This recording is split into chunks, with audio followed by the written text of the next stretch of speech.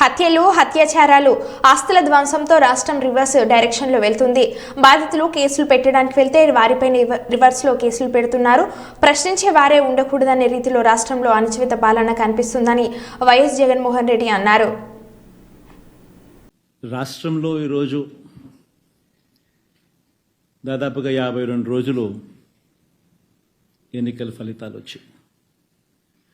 52 రోజులుగా రాష్ట్రంలో ఎలాంటి పరిస్థితులు ఉన్నాయి, రాష్ట్రంలో ఏం జరుగుతూ ఉంది ఒకసారి గమనిస్తే రాష్ట్రం పురోగతి వైపు పోతా ఉందా లేకపోతే రివర్స్ డైరెక్షన్లో పోతా ఉందా? రాష్ట్రంలో ఉన్న ప్రతి ఒక్కరూ కూడా ఆలోచన చేయాల్సిన అవసరము చాలా ఉంది. రాష్ట్రంలో ఈరోజు హత్యలు జరుగుతూ ఉన్నాయి, అత్యాచారాలు జరుగుతూ ఉన్నాయి, ఆస్తుల ధ్వంసం జరుగుతూ ఉంది.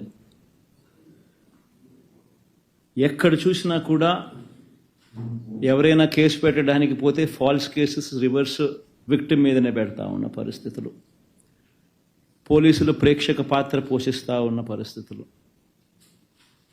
ప్రశ్నించడానికి ఏ స్వరం కూడా ఉండకూడదు, బయటికి అడుగు పెట్టకూడదు అన్న దృక్పథంతో ఈరోజు అణిచివేసే ధోరణితో ఈరోజు ప్రభుత్వం పరిపాలన కొనసాగిస్తూ ఉంది.